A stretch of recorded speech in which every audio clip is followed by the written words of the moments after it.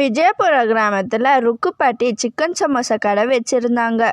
அவங்க கடை ரொம்பவும் நல்லாவே வியாபாரம் ஆயின்னு இருந்துச்சு. ஏன் பாட்டி 10 ரூபாய்க்கு சமோசா கூட பாட்டி? 10 ரூபாய்க்கே போதுமாப்பா? 10 ரூபாய்க்கு 2 சமோசா தான். ஒரு சமோசா 5 ரூபாய், சரியா? அவன் 4-5 சமோசா கொடுத்துன்னு இருக்கான் 10 ரூபாய்க்கே. நீ என்னன்னா 2 கொடுக்குற? ஏப்பா எந்த காலத்துல இருக்கு? அதுவும் இல்லாம இது சிக்கன் சமோசா, 10 ரூபாய்க்கு 2 கொடுக்கறதே பெருசு. என்னவோ புதுசா வந்து இல்லாத கேள்வியெல்லாம் கேட்டுன்னு இருக்கிய. இப்ப உனக்கு வேணுமா வேணாமா? அவ்வளவுதான், 10 ரூபாய்க்கு 2 தான். சரி 10 ரூபாய்க்கு மட்டும் கொடு. அந்த பாட்டியோட வியாபாரமும் ரொம்பவும் நல்லா போயின்னு இருந்துச்சு. அடுத்த நாளும் ஆச்சு. சே, வெங்காயம் வேற காலி ஆயிட்டு இருக்கு. போய் சீக்கிரமா வெங்காயம் மட்டும் வாங்கின்னு வந்துடுவோம். இன்னைக்கு லேட் வேற ஆயிடுச்சு. சீக்கிரமா வந்து கடையை திறக்கணும். அந்த பாட்டியும் கடைக்கு போயின்னு இருந்தாங்க. ஏமா இங்க வாமா. யார் சாமி நீ? புதுசா இருக்க இந்த ஊருக்கு? இதுக்கு முன்னாடி நான் உன்னை பார்த்தது கூட இல்ல. சரி, என்ன விஷயம்னு சீக்கிரமா சொல்லு. எனக்கு வேற டைம் ஆகுது. கடை வேற போடணும் நானு. ஏமா இன்னைக்கு நீ கடையை போடாதுமா. உனக்கும் உன் கடைக்கும் பெரிய ஆபத்து காத்துன்னு இருக்குமா. சொல்றது சொல்லிட்டேன், உன் இஷ்டம். அட போ சாமி, நான் செய்யறதே ஒரே ஒரு தொழில். அதையும் இன்னைக்கு நான் போடலனா என் வயிற்றுக்கு என்ன பண்றது? சரி, எனக்கு நிறைய வேலை இருக்கு, நான் வரேன். அந்த பாட்டியும் அந்த சாமியார் பேச்சை கேட்காம அன்னைக்கு கடையை போட்டாங்க. வியாபாரமும் நல்லா தான் போயின்னு இருந்துச்சு. அங்கே ஒரு சின்ன பையன் விழுந்துட்டான்னு அந்த பாட்டி அந்த பையனை தூக்கிறதுக்கு போனாங்க. அப்போன்னு பார்த்து ஒரு கார் வேகமாக வந்து அந்த பாட்டி கடையை இடித்து தள்ளிட்டாங்க. இந்த சவுண்டை கேட்டு அக்கம் பக்கத்தில் இருந்தவங்க எல்லாரும் ஓடி வந்தாங்க. ஐயோ, என் கடை போச்சு, என் கடை போச்சு. அந்த பாவி இப்படி என் கடையை இடிச்சு தள்ளிட்டு போயிட்டானு. அந்த சாமியார் இன்னைக்கு சொன்னா அதையும் கேட்காம நான் கடை வச்சது என் தப்புதான். இப்ப என்ன பண்றது? அந்த பாட்டிக்கு என்ன பண்ணுறதுன்னே தெரியாமல் குடுகுடுன்னு அந்த சாமியார் கிட்ட போனாங்க. சாமி, நீ சொன்னது உண்மைதான் சாமி. இன்னைக்கு என் கடையை யாரோ இடிச்சு தள்ளிட்டாங்க. கொஞ்சம் இல்லைன்னா என் உயிரும் போயிருக்கும் சாமி. நான் அதோ சொன்னனே, நீ எங்க என் பேச்ச கேட்ட? சரி அப்படின்னா மந்திரிச்ச எலும்பிச்ச பழத்தை தரேன். அதை வாங்கின்னு போய் உன் கடையில் வை, நல்லா வியாபாரம் ஆகும். என் கடைக்கு எந்த ஒரு கெட்டதும் வராம நல்லா வியாபாரம் ஆகுற மாதிரி ஏதாவது கொடுங்க சாமி. ரொம்பவும் டிஷ்டி ஆயிட்டு இருக்குமா உன் கடை மேல. அதான் கஷ்டம் மேல கஷ்டம் வந்துன்னு இருக்கு. இந்த எலும்பிச்ச பழத்தை மட்டும் வாங்கின்னு போய் வை, சரியா போகுது. இந்த எலும்பிச்ச பழம் 3000 ரூபாமா. எது 3000 ரூபாவா? சாமி, என்கிட்ட 3000 ரூபாய்லாம் இல்லையே. இப்போ 3000 ரூபாய் கொடுத்து ஒரு எலுமிச்சை பழம் வாங்கணுமா சாமி? ஏமா நான் உன்னை வாங்குன்னு எதனா சொன்னனா? உனக்கு பிடிச்சா வாங்கு, பிடிக்கலனா போ. உன் கடை மேல நிறைய டிஷ்டி இருக்கு, சொல்லிட்டேன். சரி சாமி, 3000 ரூபாய் போனா போது, அதை கொடுங்க. அந்த பாட்டியும் அந்த எலும்பிச்சை பழத்தை வாங்கின்னு போய் அவங்க கடையில் வச்சாங்க. அவங்க கடையோட வியாபாரமும் ரொம்பவும் நல்லாவே போயின்னு இருந்துச்சு. 3000 ரூபாய் போனா போதுன்னு வாங்கணும். ஆனா பரவாயில்ல, நல்லாவே லாபம் வருது.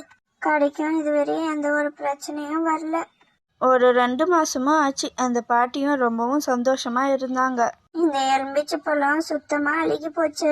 ஆனால் ரொம்பவும் நல்லாவே வியாபாரம் ஆச்சு. அந்த சாமியார் கிட்ட போய் வேற எலும்பிச்சை பழத்தை கொடுன்னு கேட்டு பாப்போம். அப்படி இல்லைன்னா 3000 ரூபாய் கொடுத்து வாங்கணும்ல, எதனா ஆஃபர்னா கொடுக்க சொல்லுவோம். அந்த பாட்டியும் அந்த சாமியாரை பார்க்கலான்னு அந்த சாமியார் கிட்ட போனாங்க. ஏன் சாமி, நீங்க எலும்பிச்சை பழம் கொடுத்தீங்களே, உங்களுக்கு ஞாபகம் இருக்கா? அந்த எலும்பிச்சை பழம் சுத்தமா அழுகிடுச்சு சாமி. அதான் புதுசா எலும்பிச்சை பழம் வாங்கின்னு போலான்னு வந்தேன். கொடுங்க. என்ன கொடுங்க? காசு கொடுங்க, அப்பதானே கொடுக்க முடியும். என்ன சாமி, திரும்பியும் காசு கேக்குறீங்க? இந்த எலும்பிச்சை பழம் கெட்டு போனதுக்கு அப்புறம் புதுசா நீங்களே கொடுப்பீங்கன்னு நான் நினைச்சு வந்தேன். நீங்க என்னடனா காசு கேக்குறீங்க. சரி, என் வியாபாரம் ரொம்பவும் நல்லா போச்சு, அதனாலயாவது காசு கொடுத்து வாங்குறேன். இந்தாங்க 3000 ரூபாய் கொடுங்க. ஏம்மா, என்ன இது 3000 ரூபாய் கொடுக்குற? இதோட விலை இப்போ 10000 ரூபாய்மா. ஒரு எலும்பிச்சை பழமே 10000 ரூபாய். உனக்கு பிடிச்சா வாங்கு, பிடிக்கலனா போ. என்னது 10000 ரூபாயா? ஐயோ, என்ன சாமி இது? நாளுக்கு நாள் விலை ஏறினே போகுது. நான் ஏதோ 3000 ரூபாய் தானே, எதுக்கும் எடுத்துப்போம். அந்த சாமி ஃப்ரீயா கொடுக்கலன்னா 3000 ரூபாய் கொடுத்து வாங்கின்னு வரலான்னு வந்தா 10000 ரூபாய் கேக்குறீங்க. ஆனா வியாபாரமும் ரொம்பவும் நல்லா ஆச்சு. என்ன பண்றது? சரி இருங்க, நான் போய் என்ன எடுத்துன்னு வரேன். வேற வழியே இல்ல. நானும் என் கடையும் இப்ப ரொம்பவும் நல்லா இருக்கணும். அதுக்கு காரணமே நீங்க தான். அந்த பாட்டியும் 10000 ரூபாய் எடுத்துன்னு வரலான்னு போனாங்க. ஆஹா, இந்த ஆத்துல நிறைய மீன் இருக்கும் போலியே. நமக்கும் மீன் சாப்பிடணும்னு ரொம்பவும் ஆசையா இருக்கு. வரும்போதாவது பக்கெட்டும் தூண்டிலும் எடுத்துன்னு வரணும்.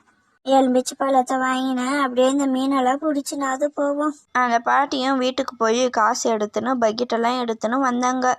இந்த பக்கெட்டை அந்த ஆத்துக்கிட்டே வச்சுட்டு போயிடுவோம். அந்த சாமியார் பார்த்து என்ன ஏதுன்னு எதுனா தப்பா நினைச்சுக்க போறாரு.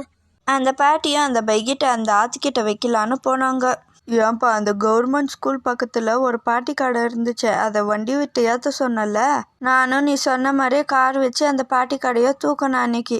ஆனால் அன்னைக்கு 1000 ரூபாய் தரேன்னு சொன்னேன். 500 ரூபாய் தான் தந்தேன். இன்னும் 500 ரூபாய் தரல. எப்போதான் தரலான்னு இருக்க?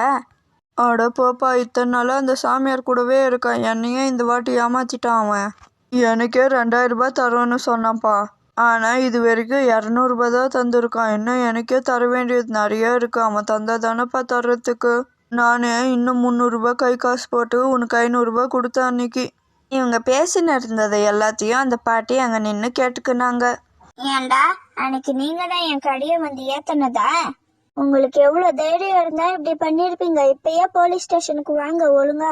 ஐயோ பாட்டி, நீ எங்க பாட்டி இங்க? என்னை மன்னிச்சிடு பாட்டி, இதெல்லாம் நானா செய்யல. அந்த சாமியார் தான் இதெல்லாம் செய்ய சொன்னான். ஏண்டா, உங்களுக்கும் வேற வேலை இல்ல, அந்த சாமியாருக்கும் வேற வேலை இல்ல. அந்த பாட்டி ரொம்பவும் கோவமா அந்த சாமியார்கிட்ட போனாங்க. என்னம்மா, எடுத்துன்னு வந்துட்டியா? சீக்கிரமா கொடு, எனக்கு வேற வேலை இருக்கு.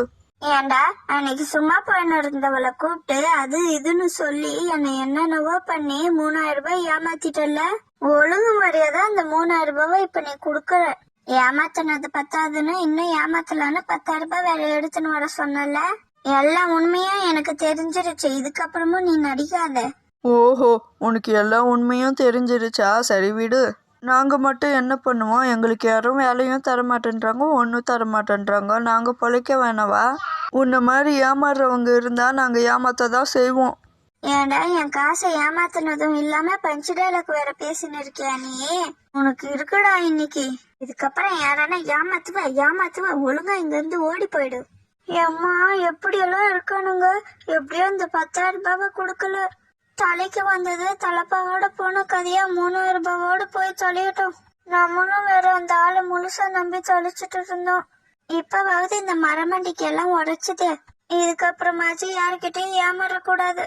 இத்தனை வருஷமா வியாபாரம் பண்ணின்னு இருக்கோம். நம்ம வியாபாரத்து மேல நமக்கே நம்பிக்கை இல்லாம 2 மாசமா அந்த எலும்பிச்சை பழத்தை நம்பின்னு இருந்துட்டேன்னு. நடந்ததெல்லாம் ஒரு கெட்ட கனவா நினைச்சு விட்டுட்டு நாளையில இருந்து புதுசா கடையை ஆரம்பிப்போம். நாம கஷ்டப்பட்டதான் நமக்கு வியாபாரம் ஆகும். இந்த மாதிரி விஷயத்தெல்லாம் நம்பினதுதான் ஒன்றும் ஆகாது. 10 ரூபாய்க்கு எத்தனை சமோசா கொடுத்தாங்கன்னு உங்களுக்கு தெரிஞ்ச கமெண்ட்ல சொல்லுங்க ஃப்ரெண்ட்ஸ்.